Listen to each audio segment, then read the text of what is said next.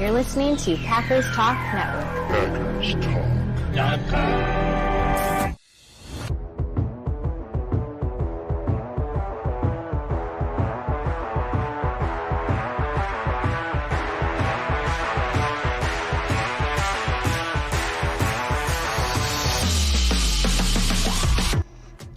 Welcome to the Packers Weekly Podcast, part of PackersTalk.com network.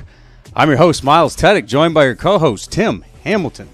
We are diehard Packers fans that just love talking about the Pack. We're not getting into the national sports media talking points and headlines. We're sticking to real football. We're diving into the top topics around the Pack every week, breaking down games during the season and sorting through all the drama and the rumors of the offseason. If y'all want to support this podcast, please spike that like button for us. Give us a follow on all the socials and subscribe to the Packers Talk YouTube channel. Those things help us out tremendously, are greatly appreciated. Good evening, Tim. Good evening, Miles. How are you? Doing good, man. Doing good. Very, very excited about what we've seen so far in training camp. Lots to talk about. Before we do, I don't want to forget, quick word from our sponsor, or about our sponsor, Wisconsin's own Ticket King. For over 30 years, Ticket King has been providing Packers tickets to Packers fans. You can find them on the web at theticketking.com or visit their locations in Green Bay and Milwaukee. For direct links to specific Packers game tickets, go to packerstalk.com/tickets or browse their website at theticketking.com. Are you eyeing up any tickets this season, Tim? I'm always eyeing up tickets. Yeah, I got to get out there to Lambeau again. It's been way too long. We need to figure that out. We will. I know we're going to say that. We'll probably have to say it another like 10 times before we actually put the rubber to the road. We're going to have to figure something out with that. That would be fun to do a show from Lambeau. That would be awesome. Heck yeah. But we did get to see Lambeau come to life again this last weekend, family night. I think I saw the official number was like 60,000 and change that were there. So, yeah, for practice. For practice. We're talking about practice? Practice. Talking about practice. So did you get to watch online, since we also got to stream for the first time? Did you get to watch it? I did. I saw a decent amount of it, and shout out to the Packers for actually allowing people to watch it that aren't in Wisconsin. That was awesome to be able to see that. So yeah, I did get to see a decent portion of it. Nice, love it. I also did, but I had to take it in chunks afterwards because kids they dictate things. Absolutely. But yeah, I was very excited to see clips from that. Just see guys competing. I think my biggest win out of that is no injuries. Yeah. I mean, that's always the biggest win, right? I mean, so far, so good. Absolutely. So otherwise, in my opinion, who won family night? I got to say the fans, the coaches, and Romeo Doubs. What about the kid that called all those punts? Oh, yeah. I mean, I can't forget him. I don't know his name. The kid who caught all the punts. Absolutely won. Talk about a core memory. He will never forget that. No, that's incredible. I don't know how he got picked. I don't know the story. I probably should do some research on that. But that was awesome. That was really cool. Incredible. And he did a great job, obviously, catching 3 punts and the sideline empty to celebrate with him. Forever. That kid will remember that. That is, that's just an incredible feeling. I can't imagine what that kid's feeling. He's the hero of his school and all of his friends, and he'll be able to tell that story for the rest of his life. Oh yeah, and then one day, the simulation will have him sign with the Packers. I'm kidding, just jokes. But yeah, that was really special. That was cool. We should dig into that story a little bit. We can talk a little bit more about it maybe next week or something if time allows. Or maybe somebody in the comments the comments are already blowing up. Good to see you guys. Y'all might be able to help us out with it. But, Tim, who did you have winning? After the kid who caught all the punts, who were your winners from family night? So, I thought Jordan Love, even though they were a little inconsistent, I thought he made some really pretty throws. The one-on-one throw to Christian Watson against Jair was a perfect throw. Jair had great coverage. And the only way you were going to beat him in that coverage was with a perfect throw. And Jordan Love uncorked a perfect throw. So I thought he looked really good. I know they, the numbers, I think somebody charted it as like 11 of 21 or something like that in team periods. Yeah, there were some missed throws and missed opportunities, but we're talking about practice. I thought he looked good. I thought his deep ball looked better than what we saw last season. So I like Jordan Love, and Rashawn Gary's had a camp. He's been unblockable from everybody that's been there all, every day charting it, and the beat reporters that are there every day. They can't block him. He's just been tearing it up. And I know he's going against Andre Dillard, Kadeem Telford, easy for me to say, at right tackle. Those guys aren't going to be, who knows if they even make the roster. So I get it. But to do it consistently every day in practice, like he's done, and he did on a family night as well, has been really impressive. We'll see now going into this week because Zach Tom's going to be back to team drills. So that's going to make a difference. But yeah, Rashawn Gary just continued his camp, in his strong camp. I was really impressed by him. What about you? Who were your stand? I know you mentioned Romeo Doubs, and he had quite the week last week. Yeah. Romeo Doubs was a big one. I mean, for me, as far as standouts go, you have to talk about Romeo Doubs. He is probably stealing the receiver one position at this point. I think he's going to surprise people outside of the Packers at how dominant he is. I think it's easy to look at him and think, yeah, he's good, but not expect him to elevate. Like right now, the catches that he's making against Jair Alexander he's making some special physical plays. Like there's no two ways about it. And he's just as fast as anybody on the field when you watch him. I'm very, very excited about what Doubs is going to do. I think him putting that on display at family night just kind of reassures that these aren't just flashes that only happen in practice. This dude is upping his game. He's making some special plays, physical plays.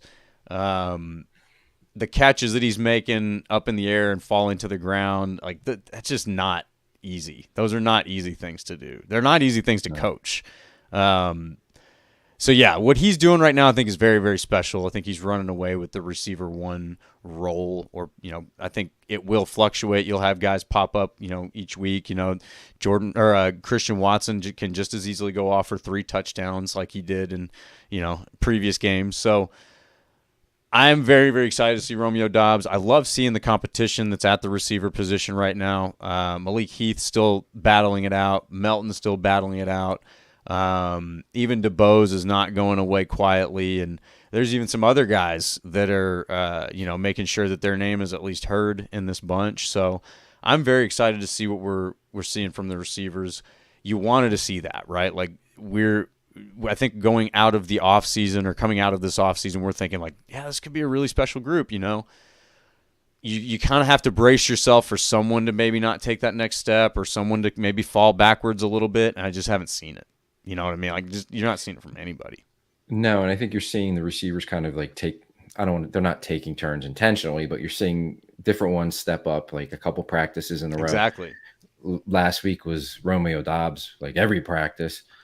But, I mean, we've seen DeBose, who you mentioned. Dontavian Wicks has put together some nice practices. Watson's had his moments. Jaden Reed's made plays. Like, they're all making plays at times. Like, it's maybe, there's not one that's consistently dominating, though I guess last week Romeo Doubs was. But, like, they're all making plays. They're all doing their thing. And it's a deep group. It's a very talented group. And I know we've talked a million times already about, like, wide receiver one and this, like, it's going to be spread out among 4, maybe 5 guys.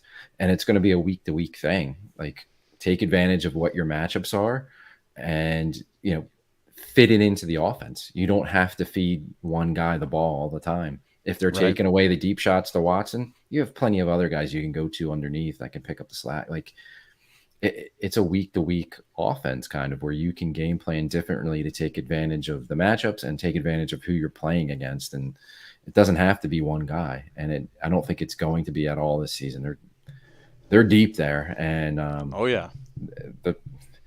really they have 6 or 7 guys that are NFL receivers. Yeah, guys, there will be guys on the outside looking in that will be on a roster, on a 53 man somewhere. Yeah.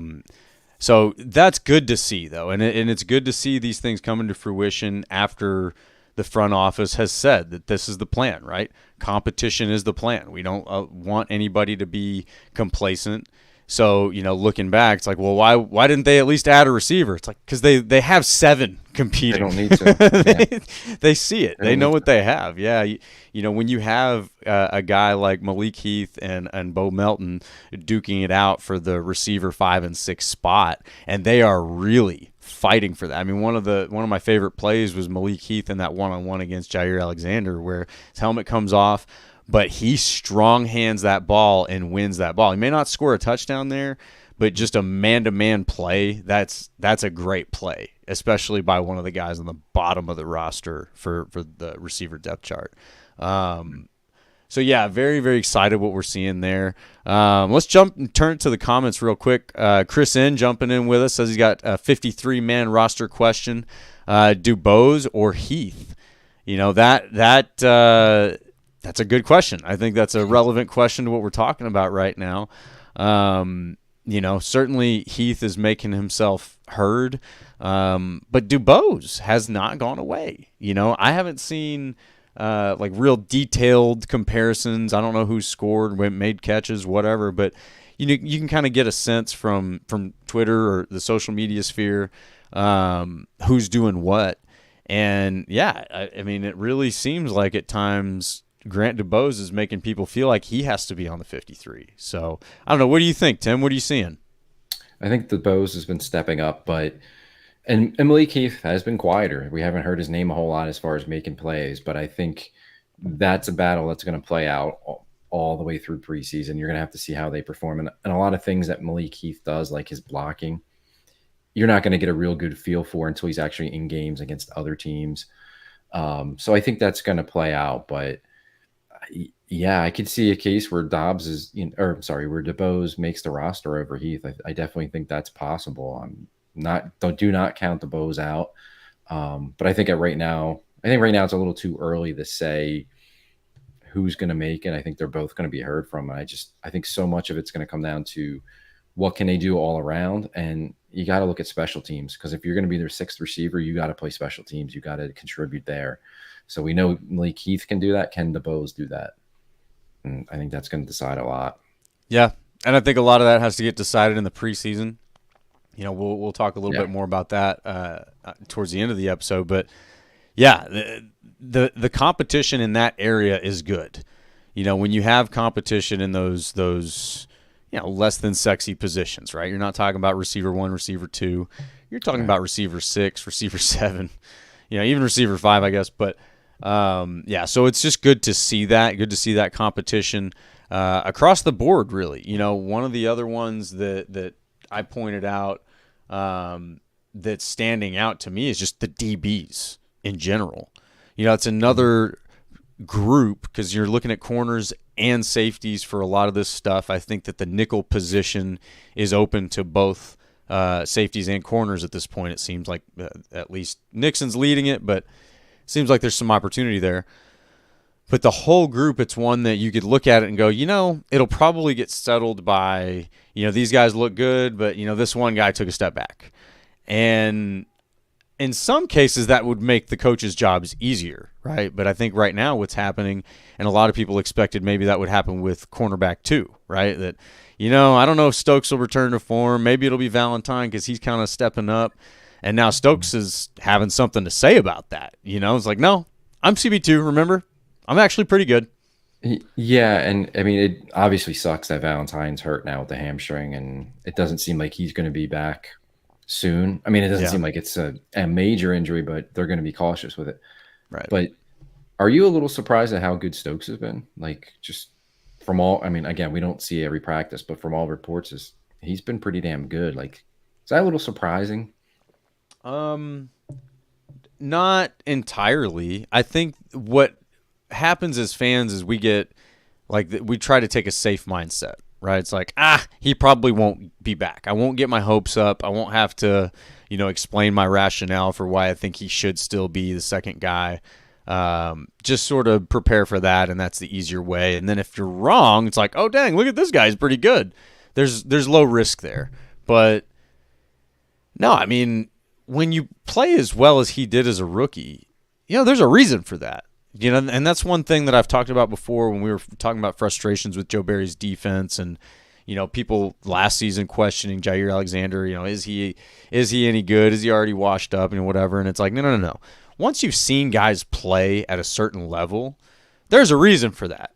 Now, you really want to see it again, and if you don't, there's a reason for that too, and so there was always the possibility for me that he would return to that form and even be better, because as good as he was as a rookie, assuming he didn't lose any physical abilities, he should be better now because mentally he's been able to, mature and grow within the defense, now a new defense, but still, and you've got time in the weight room. There's a lot that can happen there, even though he wasn't on the field. So the biggest question is, does he return to form physically? Is he still as fast as he was? Does he have the same explosion?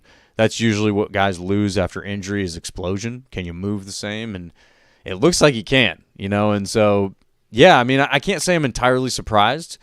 Very excited, though. I'm happy that we're seeing that, I think it could have been just as easy to see him sort of fall off and not be as good.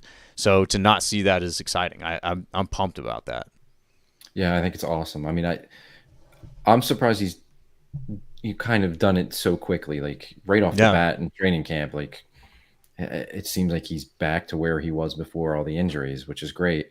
So it just improves the depth, because that was one of the positions, like, I wouldn't say I was concerned about, but was really watching like who's going to win the number 2 job, and then like what's the depth behind Jair and whoever that number 2 starter is, whether it's Stokes or Valentine. It certainly looks like it's going to be Stokes, but him playing at this level it improves the overall. I mean, not just the starters, but I think it helps the depth, because now you're talking about your third outside corner being Valentine. I feel pretty good about that. Yeah. And then you have Corey Ballantyne, who's, making some plays too. Don't forget about him. And yeah, it's, you start talking about the DBs. I think the versatility there and how they're using their guys a little bit differently.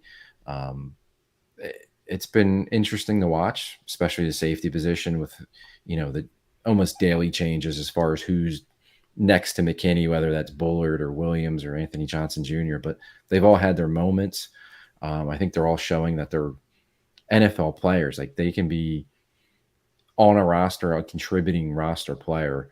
Not only, the 2 rookies, and then Anthony Johnson Jr. too has made some plays in camp. So yeah, I feel much better at this point about the depth there at cornerback and safety than I did at the beginning of camp. Yeah, me too. And Kalen King, he's starting to be heard, right? And we've heard it that, hey, this guy's not a 7th round pick. So, starting to see that.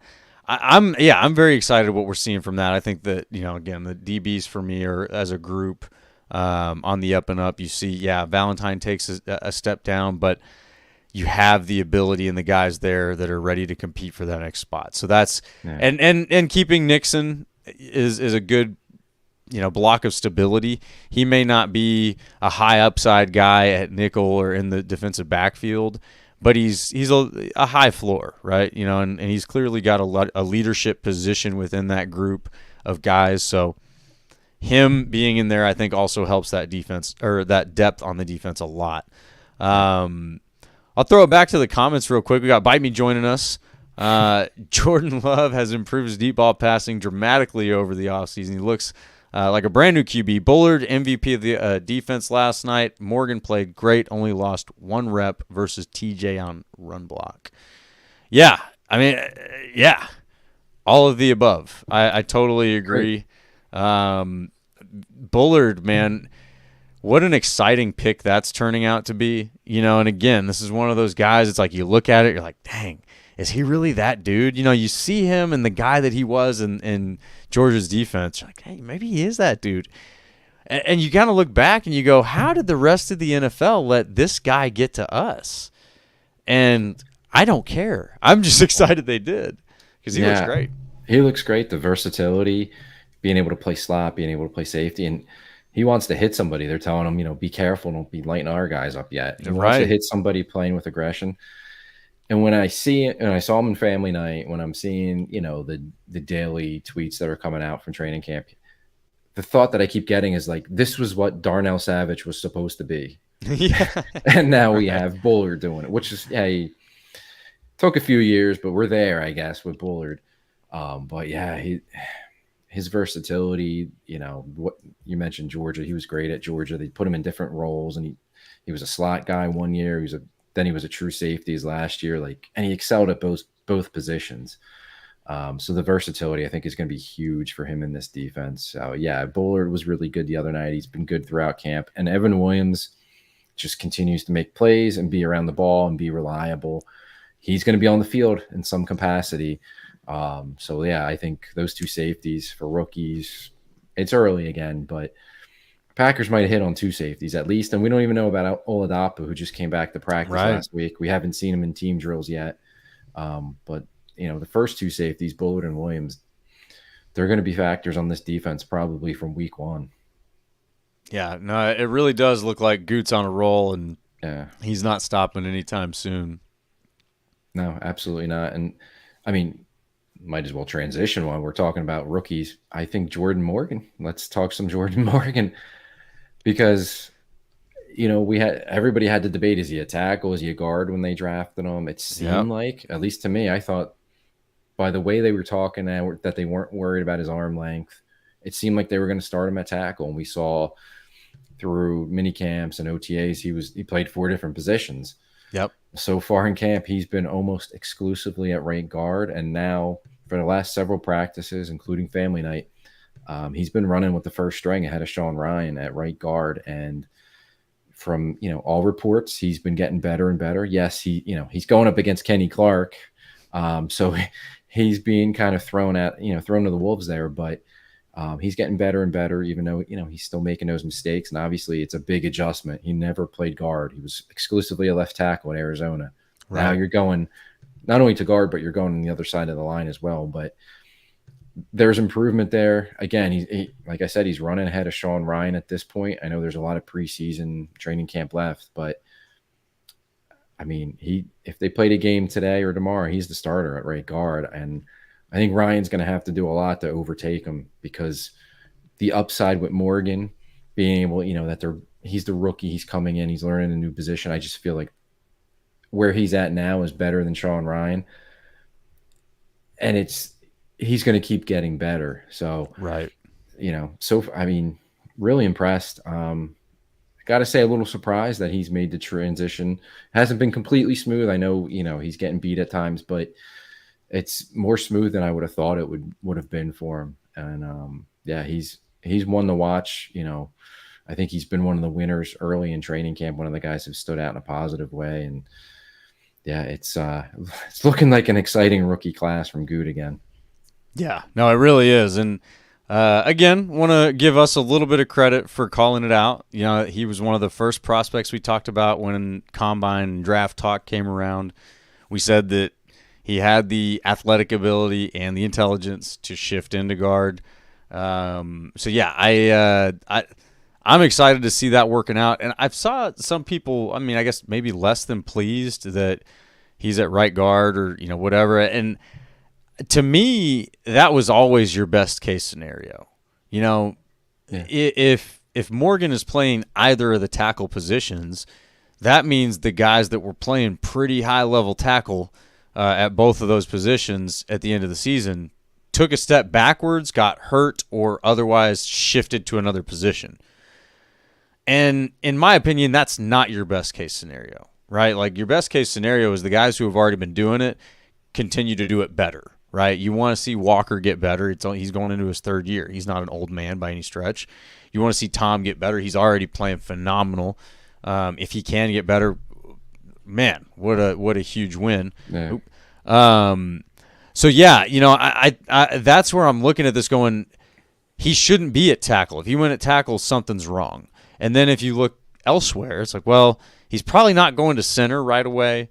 You certainly don't need him at left guard. So again, if he's playing left guard, that means that something happened to Jenkins, and that's not good. You got Jenkins at left guard in your ideal scenario. So then at center, again, ideally, Myers is your best center. maybe Monk. Seems like Monk might be able to at least get in there and start doing something. He looked okay at family night.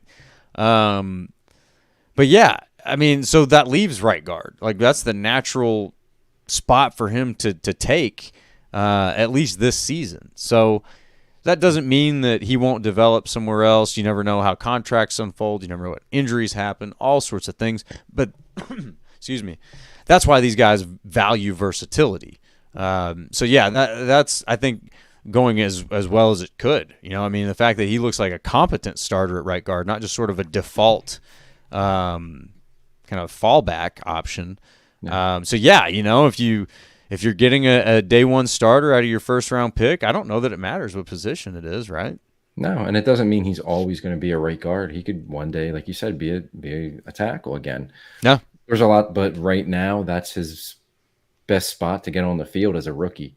And it also says a lot about Rasheed Walker that they don't, you know, he's not really even being challenged for the left tackle job. They feel that good about Rasheed Walker. So that's a good thing. Yeah, you feel like you have your left tackle. So if Morgan can slide in there and learn guard and be your starting, then you just roll with it. Like, yep. If he's a starter as a rookie, who cares what position he's playing? And it doesn't mean that next year or 2 years down the line he won't kick outside to tackle again. But if he turns into a really good guard, be happy with it. Exactly. And I know everybody wants to place Josh Myers, and I get it. His play's been inconsistent. But, you know, he's their best center option right now. Now, that doesn't mean that it can't be Monk. Maybe it's Sean Ryan. Maybe Sean Ryan gets beat out for right guard, but he shows the versatility to be able to play center because he's getting some reps there, which is interesting. So okay. Who knows? Never know. But I feel really good about Jordan Morgan, and obviously the coaches do too, that they're playing him as a starter right now. Yeah. And just, as Packer fans, just be happy about it. Who cares where he's playing right now? He's a rookie. If he's a starting right guard for you, that was the number one position going into the draft where they had an opening. Yeah. That was pretty clear. And if he's the one that's going to fill it, great. He fills that opening, and it makes them stronger at the other positions as well, because now you don't have to move Jenkins. You don't have to move Tom. You don't have to worry, hopefully, about Rasheed Walker. Right. So it just makes your overall offensive line a lot stronger. Right. Yeah. No, I'm very happy about it. And I mean, again, like this, I think this roster this offseason only got stronger. And when you were already deep into the playoffs on the road, looking like a savvy veteran team with the youngest team in the league, this is all positive development. So very exciting things unfolding. Want to turn it back to the comments a little bit here. Matthew Tan back with us. Good to see you again, Matthew. Excited for preseason. Starts on Saturday. Yes, against Cleveland Browns, I believe. Is that at Lambeau or is that in Cleveland? It's in Cleveland. In Cleveland. Okay. Yeah. Okay. And then Matthew also says, fantasy football drafted 2 weeks. Should I take Josh Jacobs as my running back? All right. So this is like my financial advice disclaimer. This is not fantasy football advice, but feel free to listen to the hot air that I have to spew. I don't know. No, I'm kidding. Seriously, with the Packers offense, and this has generally been the case for fantasy football over probably the last 10 years with the exception of Devontae Adams. And then Jordy Nelson before that. Outside of the quarterback, which, obviously before was Aaron Rodgers, now Jordan Love, any other weapon is going to be very volatile, right? Like Josh Jacobs, I think, if you ask me, is he going to have a good season at running back? Heck yeah, I think he's going to have a good season at running back. Is it going to be a good fantasy football season at running back? I don't know, man, because there's probably going to be games where he only gets, a few touches, maybe goes like 10 touches for 50 yards, something like that, and the Packers win, and because they slung the ball all over the place. Who knows? Like, there's going to be stuff like that where he's not going to be the primary focus of the offense, and he's going to just kind of get what he gets. So I think he'll be a good pick. I don't know that he'll be my top running back choice, but, take that for what it's worth. I'm not a fantasy football expert. I will be playing fantasy football this year in 2 different leagues. So that's my strategy. I guess I'll just broadcast. I don't think anybody I'm playing against actually listens, so we'll be okay. They should be. They should be. They're missing out now. So yeah, Matthew, take that for what it's worth, man. I don't know. I think that he'll have some good games, but could be an inconsistent fantasy contributor. That to summarize that with a nice little bow. Chris N says Dillard. His nickname is Lazy Susan because he's a turnstile. Yeah. Well, there's not much to say there. He hasn't had a good start to camp. Not a great start to camp. You got to feel for the guy, but that is kind of why they brought him in. Like, come in, be a body. If you make it, great. If not, okay. We had a good time. And then also says, only place I see as shallow as backup offensive line seems pretty shaky after the starters. Yeah, I mean, it is a little bit, and that's why I'm totally fine with them having the confidence that they do in Morgan. I mean, you don't have great depth at the offensive line. The versatility improves your depth a little bit because you can shuffle should somebody get hurt. But yeah, depth isn't great. You'd like to see better depth, right? Yeah, absolutely. But I'll also say, let's give it a little more time because I think a lot's going to be determined on how they play against other teams in the preseason. And if you look around the league, there's a lot of teams that don't have offensive line depth. They don't have offensive line starters. So that's kind of an issue league-wide. To tie it into Chris's other comment about Dillard, who he struggled. He's been better at left tackle than right tackle, and he's more of a left tackle. He doesn't have much experience at right tackle, so I think that could be part of his struggles. But he was pretty bad last season at left tackle with Tennessee. But I think right now, just let it play out. Maybe he gets better and they feel more comfortable with him as a swing tackle. And if he doesn't, you cut your losses. You didn't really pay him anything to come in here and take a look at him. But yeah, you would like, Jacob Monk or Travis Glover or Kadeem Telford or Caleb Jones, Luke Tennant. Like, those guys need to start stepping up to provide them better depth because, yeah, they need their top 5, but you kind of need, 7 or 8 guys that you're going to at least to get through the season. But yeah, I mean, right now, that's probably the depth of the offensive line would be the one where I'm a little bit concerned about, where I would be looking ahead, like, all right, who might be available at cut down day, because that would be a position that they should address. Again, it's early and they may get through the preseason. Guys play well, they step up, and you feel pretty good about it. But yeah, right now it's a little concerning as far as those guys behind the top five starters. Yeah, I agree. And there's definitely room to see improvement even within training camp. And we haven't gotten to see as much Jacob Monk yet as we can, because I guess he was out for a little bit. Now he's back. I did watch some of his reps from family night, and I wouldn't say like he was overly impressive. I think he got beat a couple times, but he didn't look overwhelmed to me. He's got to refine his game. He's a rookie. He's got to come in there and figure out his groove. He's also going against a pretty savvy group of D-line and pass rushers, right? There's really not a weakness in the D-line or the pass rush unit. So it's not like these young offensive linemen have any kind of breaks built into this. So you got to give them that. That's why, yeah, let's see how things look against other teams. But yeah, you could see Jacob Monk come on and have a good next week of practice and have a good game against Cleveland, and all of a sudden you're talking about, maybe the depth does look pretty darn good, and there's room across the board. I'm just using him as one example there, but yeah, I think that'll be very telling when you see them match up against a different team. Yeah. Then let's see here. Matthew Tan's got another fantasy question. Is Christian Watson a stretch at fantasy football? Wide receiver, I hope he looks good this year. I think he's going to look good this year. I think I would have a similar synopsis about him. Like, I think he will have some really, really high scoring games, and then there might be other games where he doesn't really produce much for you. So you got to take this Packers offense with a grain of salt when it comes to the fantasy football stuff. I will say it looks like Romeo Doubs is making a statement to the league right now. Like, that guy might be worth having on your fantasy team. He I don't know. He just looks like he's taking a different step. I don't know. He looks phenomenal this training camp so far. Let's see here. Michael Coover, I think people forget how well Stokes played as a rookie. Hopefully he's on the upswing of things. Yeah, and it is. I think we allow ourselves to have a short memory, and he's been here for a few years, so it might even be easy to assume that he's like an older guy that has already peaked and might just be sort of on a slow downhill.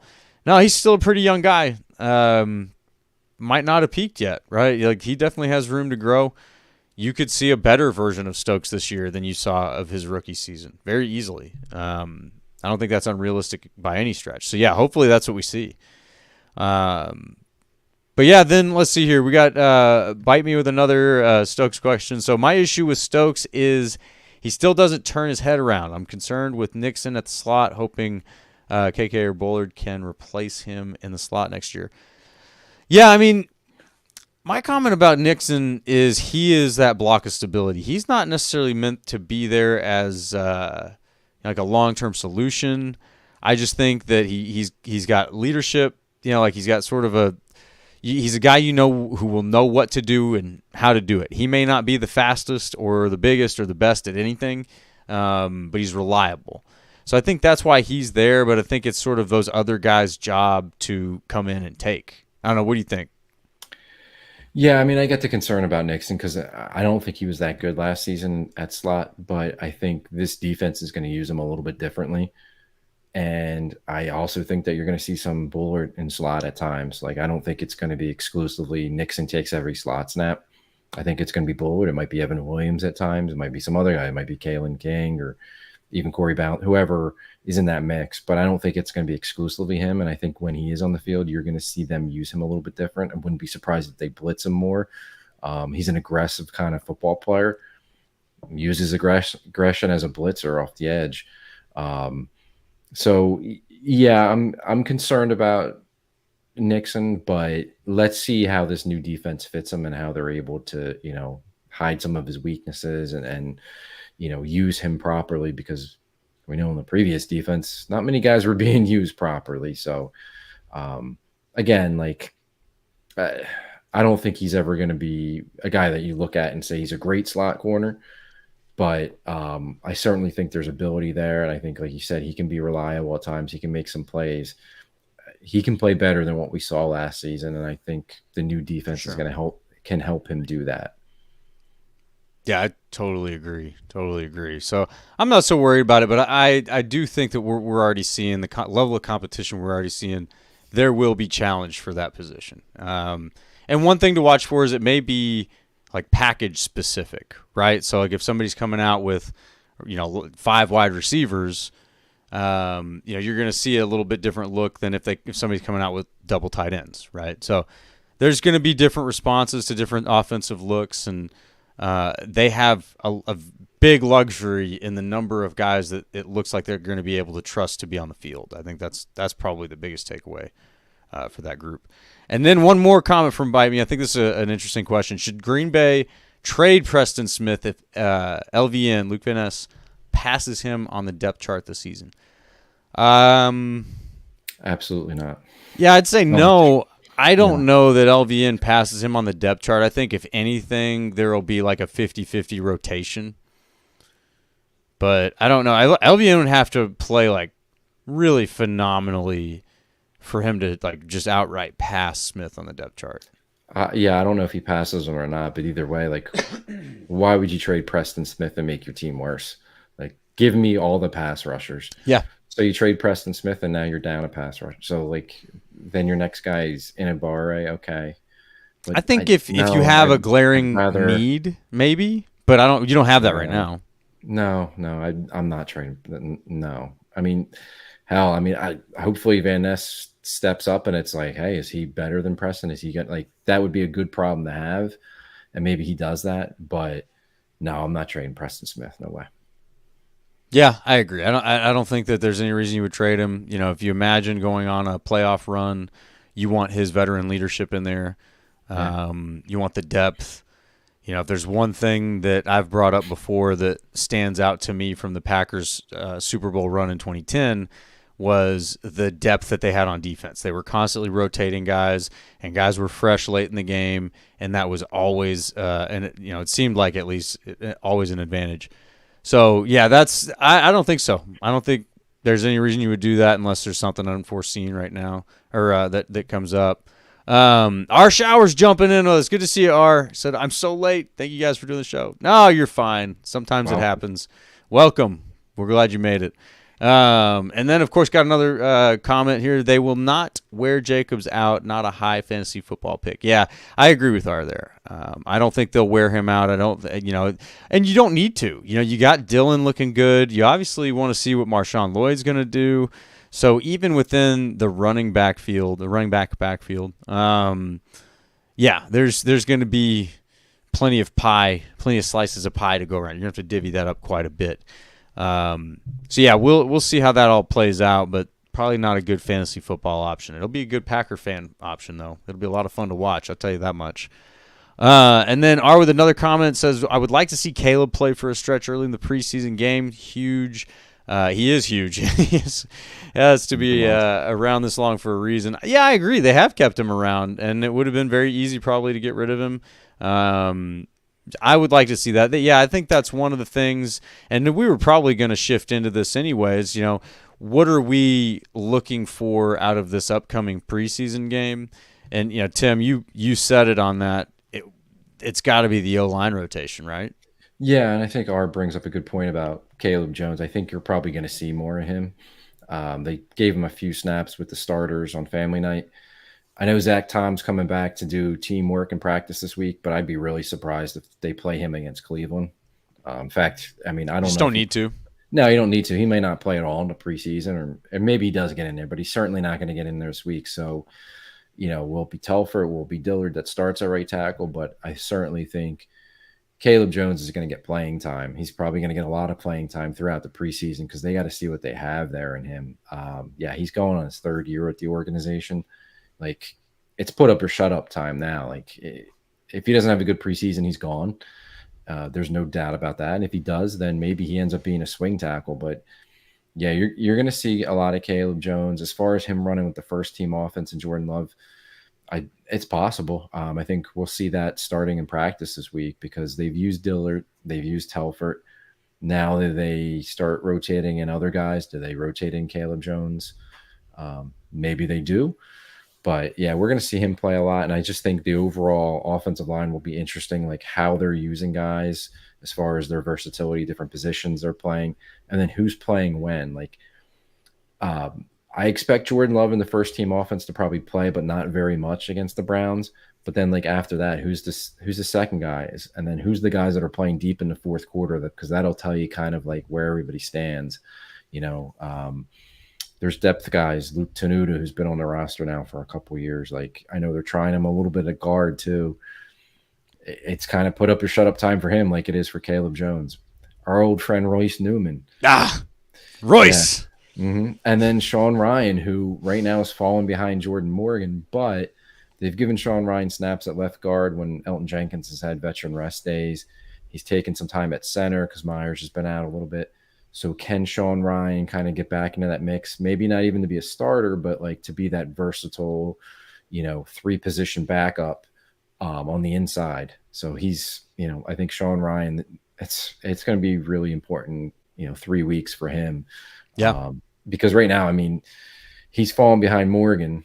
He could still win that job at right guard, but if he doesn't, like, he's got to show the ability to play left guard, maybe center too, to make this team and to be the top backup there on the inside. So, yeah, I'm watching the offensive line. I think it's going to be really interesting when they use guys, how they're using them, what positions. But what about you? What are you looking at as far as this first game against the Browns? Well, and to build on that, I think one specifically that I'm watching is Monk. I really think that him performing well could force a lot of other pieces to fall in different places. If he shows up well at center, you just talked about Sean Ryan taking a few of those snaps. That might, block out that in the future, right? If he's looking good at center, there's no reason for other people to take those snaps, because then even behind him, Jenkins is certainly a serviceable center, and certainly Zach Tom has showed to be that too. So when you've got 4 guys showing as serviceable centers, you just don't need to add more to that mix. So Monk is one I'm watching. I'd love to see him really make that center competition interesting, and force, I think, some guys to fall in different places on that offensive line and that shuffle. Beyond that, we've talked about it a little bit already, but I'm watching the bottom half of the receiver room. I think who is playing after even the first series. Like the first series will be the ones, and then you yank them and let that be. No injuries, everybody's good. Let's get out of here. Whoever's playing after that, that's who's competing for a spot. I think that any other receivers, if they're on this roster, you're not going to see a whole lot of them in live action preseason games. So that's where I'm watching. How much is Malik Heath on the field versus Bo Melton versus the rest of the receiver room? Obviously, what do they do with those snaps? And then, another one that I'm interested in that not a lot of people are talking about because the top half is so much fun, but how does the bottom half of the tight end room shape up? We obviously know Musgrave and Kraft, but, what does Tyler Davis do? Ben Sims, does A.J. Dillon take any of those F-back snaps? So that's another one I'm looking at. Yeah, that's a good one because, Davis and Sims, I think there's arguments to make for both of those guys potentially making the roster. Maybe they keep 4 tight ends because they love Davis for special teams. But I think Sims showed a little bit last year as a rookie at tight end. He kind of got better throughout the year and showed the ability that he can block too. So if he's a good special teams player for him, and he's going to have to be to make the team. But I think there's a possibility both of those guys make it, or maybe it's just one. But that's an interesting battle. I know we talked earlier about the safeties. I don't know how much McKinney plays. It'll be interesting. Maybe they don't play McKinney at all, and they just say Bullard, Williams, Anthony Johnson Jr. are going to get a ton of snaps in this game to kind of figure out, who's going to be the starter, what roles these guys are going to play. I could see them doing that. Or if McKinney does play, maybe he just gets like a handful of snaps. So that number 2/ number 3 safety battle will be interesting to watch. And then I don't think we haven't hit on this one at all, but quarterback 2, Clifford. Clifford's had a rough camp, and Pratt hasn't lit the world on fire, but he's been better. He hasn't thrown the picks that Clifford's thrown. Clifford's thrown a ton of them. That's going to be an interesting battle because I think Pratt's got a really good chance to be the number 2 going in the season, which is crazy to think they'd go in with a 7th round pick at number 2 quarterback, but 7th round rookie. 7th round rookie, right? But they might do that. I will say Clifford's kind of one of those guys where he's kind of a gamer, he's had some rough practices, but maybe he comes out there and he lights it up in preseason. He's got a little Matt Flynn in him. But I think we're going to see a lot of those 2 guys now because, I expect Jordan Love to play in the preseason, but I don't think he's going to play as much as he did last preseason. So we're going to see a lot of Clifford and Pratt, and it's going to be an interesting battle. And I think the way those guys are both aggressive throwing the ball, it should make it interesting. It's not going to be, it ain't going to be boring. They might they might throw 3 picks, they might throw 3 touchdowns, but it might be fun to watch. Yeah, I will say this: we're scrutinizing the only data that we have, right? So when you see Clifford throw picks in practice, you're going, "Oh man, he's struggling." Yeah. But you have to leave room for the idea that that's the place to throw picks, and I think LaFleur alluded to that a little bit. Like there is certain things that they want to see guys push in practice so that you can figure out, like, is that a thing to do or not? And if you do something one certain way, it's like, oh man, he was able to intercept it that way. That may give you just what you needed to say, yeah, but if I do it this way, he can't touch it, right? And so it's like, yeah, you might have gotten the pick 6 on this one, but there's no saying I might get the touchdown on the next one. So you do have to leave room for not perfect in practice because that is the place to make mistakes and to push the boundaries a little bit. And that is where we saw Clifford take off last season, right? As he showed out in the preseason. It wasn't that he was just – I mean, he wasn't bad in practice, I don't remember. But in preseason, I remember the games. It was like, dang, like this guy's managing the game all right. Like he's playing some ball, you know. And I think that's ultimately why you need to protect the preseason. A lot of people want to get rid of it. But no, you need this time.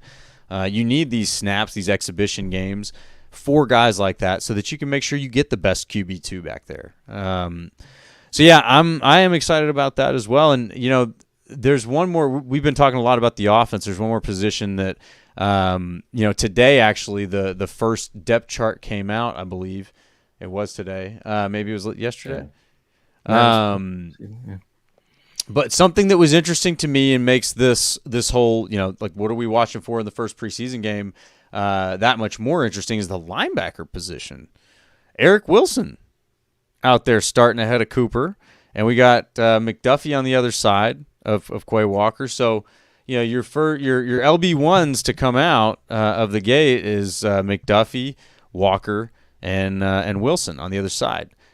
That's not to say that's where that'll be. There's certainly a long way to go, and definitely early in camp, early in preseason favors the veterans, especially the high-character veterans, which it seems like Wilson is. There's a lot of high praise for that guy. Yeah, and Cooper's got an injury, so he fell behind a little bit too.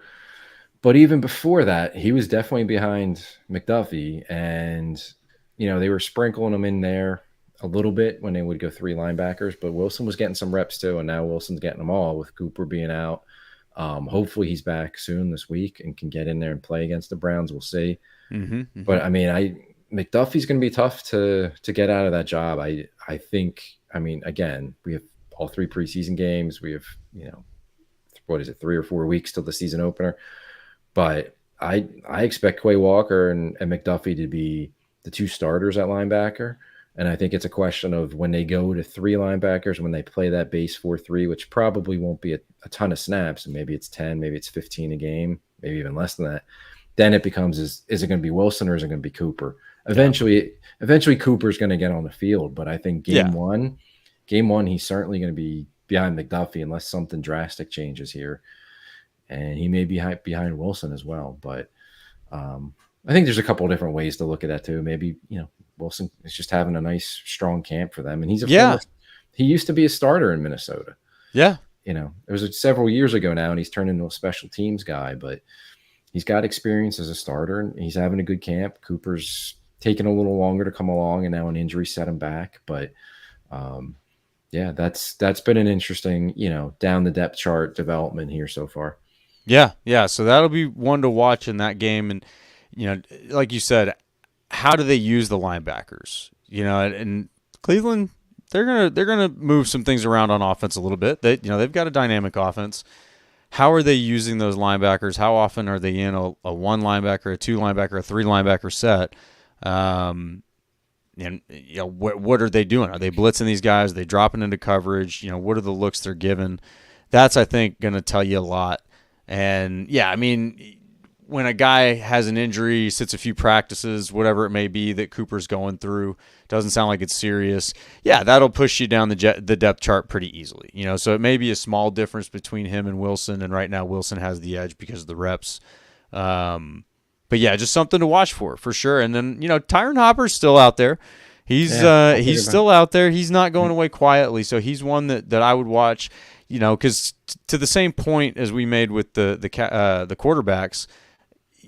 Some of these guys are gamers. Some of these guys are going to show up in the games and be like, dang, this guy's all over the place.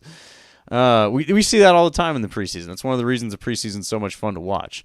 But that's what I would be watching for, especially in this linebacker crew, is, you know, like who can go out and get it done when you're reacting to an offense you haven't seen all, you know, for the last few weeks.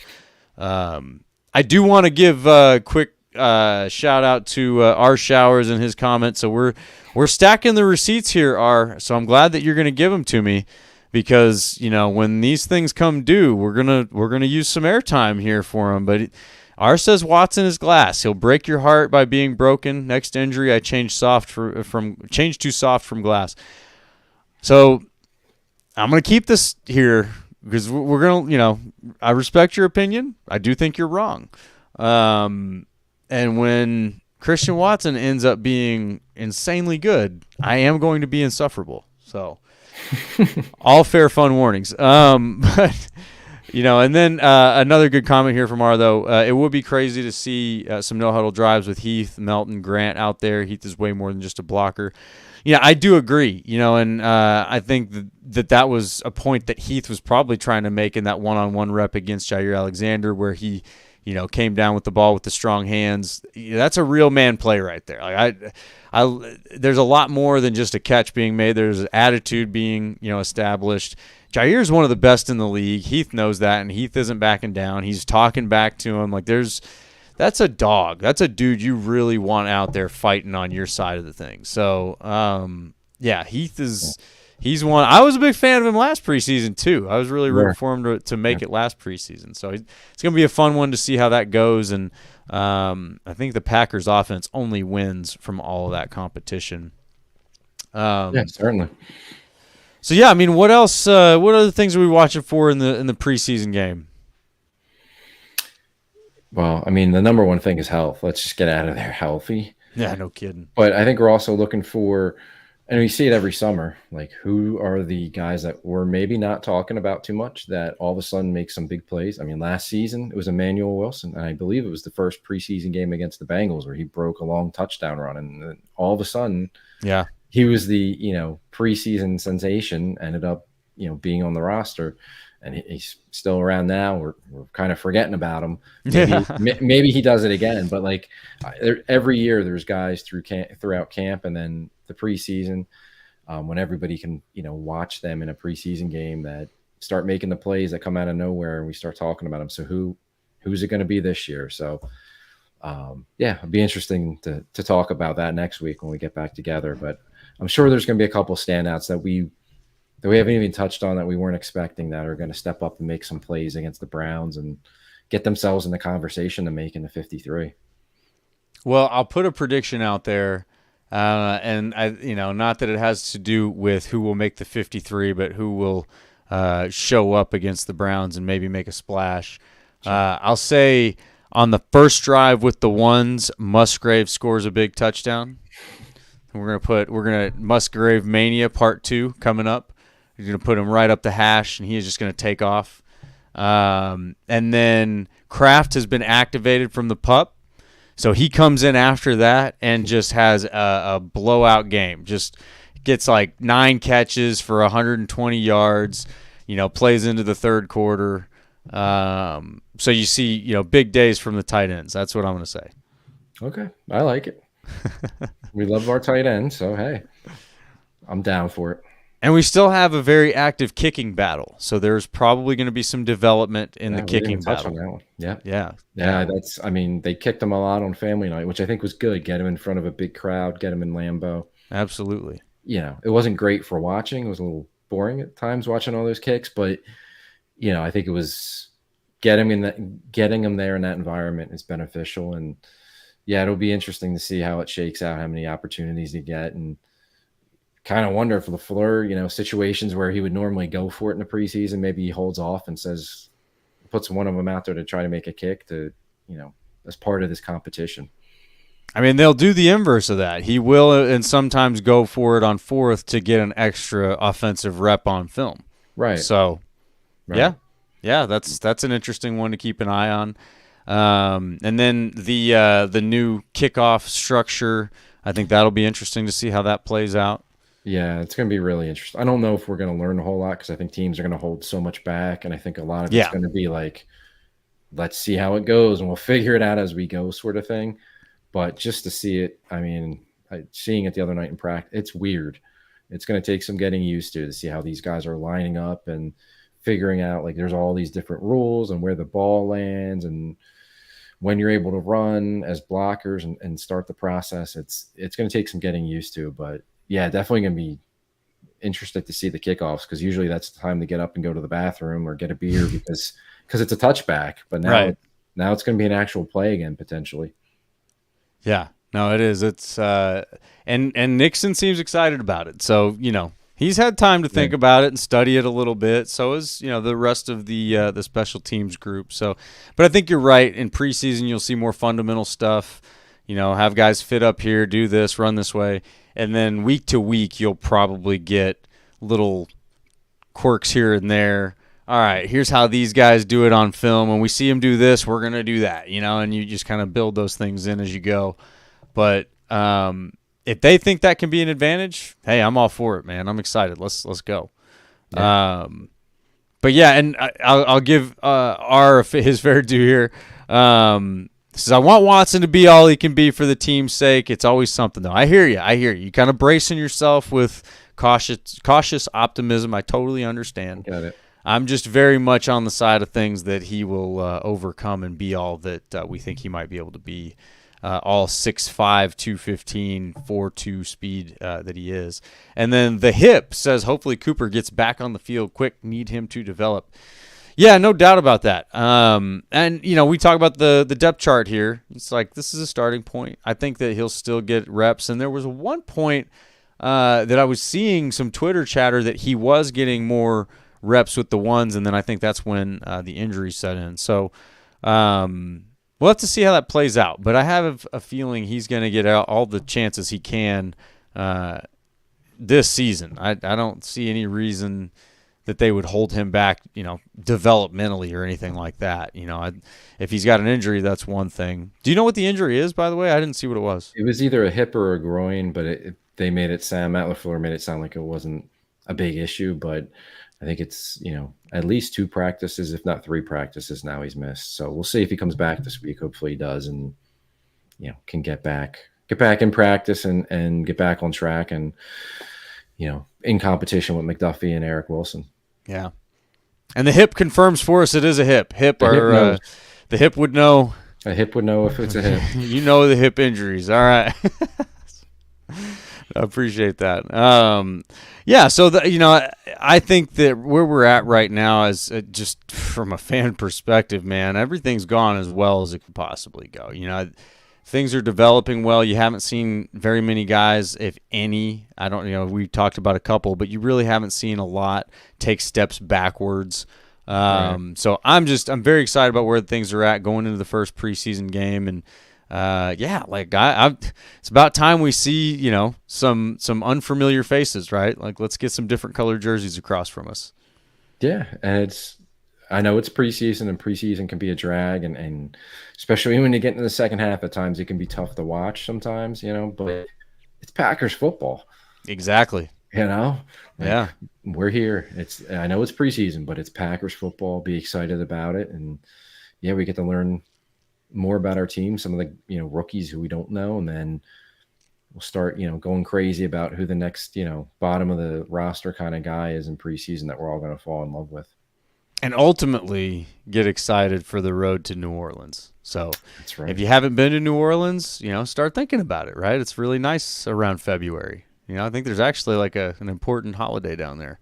So yeah, And I speaking of that, I learned the Super Bowl's on Jair's birthday. He said that in the locker room this week that he sees the team raising the trophy on his birthday. So stars are aligning here. Mm-hmm. I'm just spitballing. And then one last question we'll throw in here from if Clifford continues to struggle, should we bring in a veteran backup? That is a good question, and that is why I wanted to grab it. I think you have to think about it. I think you have to consider. So, if Clifford's not the guy, if Pratt's playing better, Pratt's still a rookie. If Jordan Love goes down and you've got all of these tools around him, I think you need to consider having a guy, able to step in that's got a little bit more NFL experience. But that said, they just cut Eason, so he's gone. Yeah. That means something, and honestly, I don't know. Pratt looks all right. I mean, I thought he was better than a 7th-round pick coming out of the draft. Not that I'm some kind of guru, but, we definitely shouldn't limit him to 7th-round expectations, I don't think. No, I agree. But I think they're going to let the entire preseason play out. And if both the quarterbacks underperform and don't look very good, then yeah, it might be something they consider. I know, Ryan Tannehill's out there, just to throw a name out there, but I don't even know if he would be interested in being, a clear number Played two. for Matt LaFleur, though. Played for Matt LaFleur, but he would be a clear number 2 with no chance to get in on the field unless an injury happened. Right. But I think at this point, I don't think they're considering it or thinking about it yet, and they're going to let the entire preseason and training camp play out. But yeah, you never know. It might be something that come cut down day that they're looking to do. Maybe they're trying to add somebody. Yeah, I think it might be more in response to an injury. But yeah, Tannehill would be an interesting one because he has played for Matt LaFleur. Right. So there's some familiarity there. And, but we're not going to talk about that. No. We're not going to talk about it. Jordan Love's going to be MVP, Super Bowl MVP. We're going to win, bringing home the 5th Lombardi. That's what we're going to talk about. That's right. But we'll talk about that more next Monday night after we've gotten to see the first preseason game. We'll be back next Monday at 9:30 p.m. Central, live streaming. Hopefully y'all will join us. But thank y'all for hanging out with us this week on the Packers Weekly Podcast, part of PackersTalk.com network. Check us out on YouTube, Twitter, Twix, X, Facebook, and Instagram. Spike that like button for us if y'all enjoyed this episode. And please subscribe to that Packers Talk YouTube channel. We greatly appreciate those things. And we will see y'all next week, Packers fans. Go, Pack, go!